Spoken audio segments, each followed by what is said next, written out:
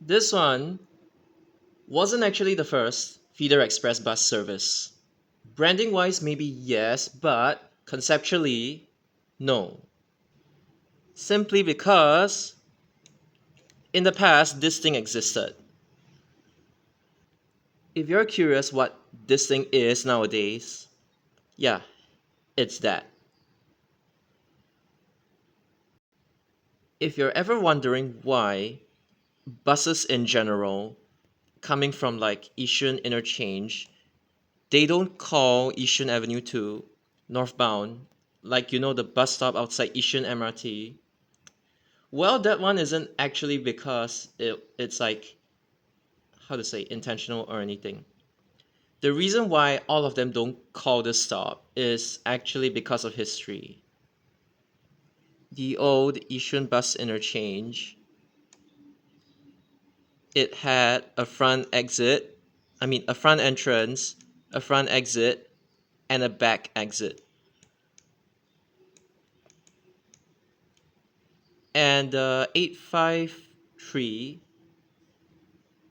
for a period of time, it used the back exit out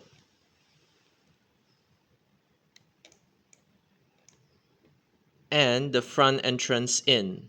So it goes like one big round and like this. This was the layout, roughly. And this interchange being height restricted meant that like 3985 back then they couldn't have double decker buses. So the bendy buses they tend to park here. Even stuff like 859, it used like bendy buses. I don't know if it was like weekday only or weekend only back then, but yeah, 859 was on this side. The only bus service that had bendy buses that parked on the end-on berths was 857. Because Saturdays and Sundays, 857 would have bendy buses. And then there were like cameos on 855 as well. I think 853. Yeah. And 851 was like on this side. I'm assuming 171 is also on this side. Correct me if I'm wrong.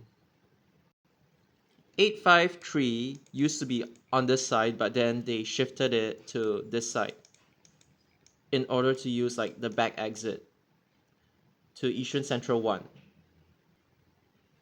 I don't know if this thing was always there, but I do remember like the front entrance and exit over here.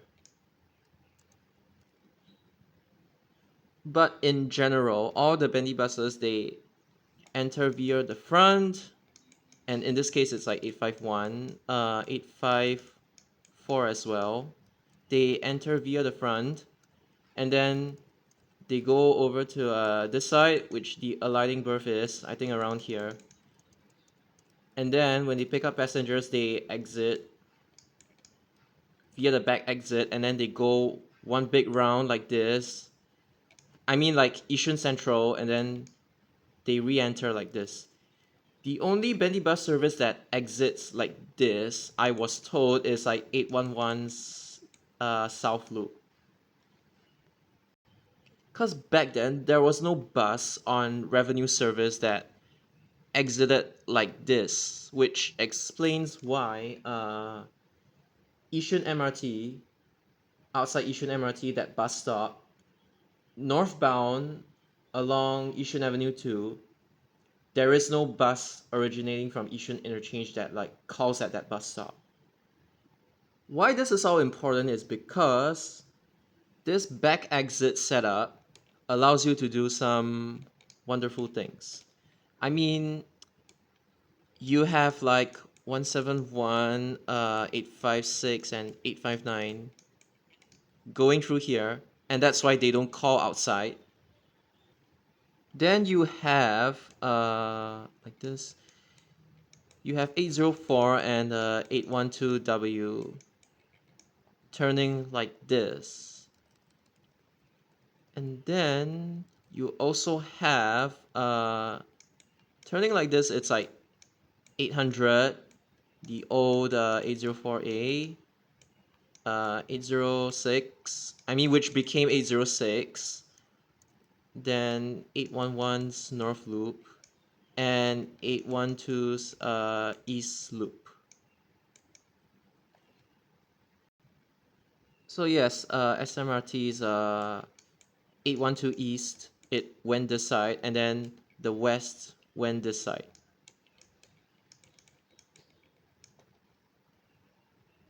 And everything entered via the front entrance, because there was only one front entrance. So just to be clear to the kids, I'm not talking about temporary interchange. I'm talking about the old Yishun interchange. Now for the main purpose of this video. 804, the route never really changed a lot throughout history. It's just that it used to loop, like, I mean, somewhere around here. I don't remember where exactly the looping point was, but before this route got converted to like loop like this, like, which is the present day route, as you all know, there was this peak hour express service. I mean, by express, it didn't really charge express fares. It is completely similar to like the express feeders that you have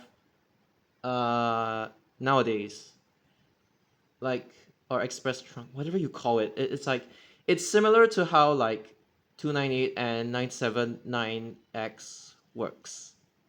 It's just that back then it wasn't X, it was called the peak hour express feeder bus service was 804A. So the thing about this, why it was even introduced in the first place, is because, I mean, number one, there is like this one big troll over here, and then you waste time at this junction, so people who are living along like this whole stretch, they can get compromised by 804 like having to wind like this, because 804 back in the day, when there was no like 803, 807 and all these sorts of things, there weren't really all these services to like offload 804. 804 kind of became like uh the demand was like really really high, even higher than like today.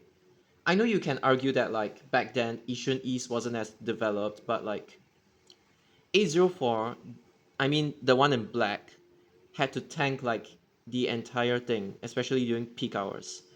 And 804, nowadays the demand is like mostly around here. I know that there's demand along here as well, but it's mostly along here. So they wanted to split like the demand from like, I mean, along this area and then this area as well. They kind of want to like offload it a little bit, and they wanted people along this sector to like have a faster connection to Yishun. And when I mean faster, I mean you take advantage of the back exit, like this back exit. So instead of going like one big round like this, simple, it goes right. I mean, it goes right. And conceptually, it's supposed to. I mean, this was 806 predecessor. It was supposed to act like 806. But instead of like going this way, like the current route, it actually goes like this.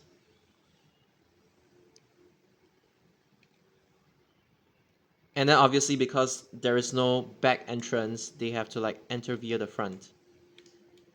But I believe they actually called opposite Yishun MRT. I believe there was like one stop or two stops, I cannot remember, but yeah, basically That was how 804A was supposed to function. So the benefit of having this was that instead of like going, like I explained before, instead of like going one big round, you have like easy access along this sector, and then from here, instead of like trolling this one big round, you could go via a faster route to reach Yishun. So yeah, this was the OG Feeder Express bus service. Jurong Interchange, the one at Jurong Port Road, by SBS back in like the 1970s and 1980s, they also had A variants, but those were extended variants and those were not feeder expresses. So just to be clear.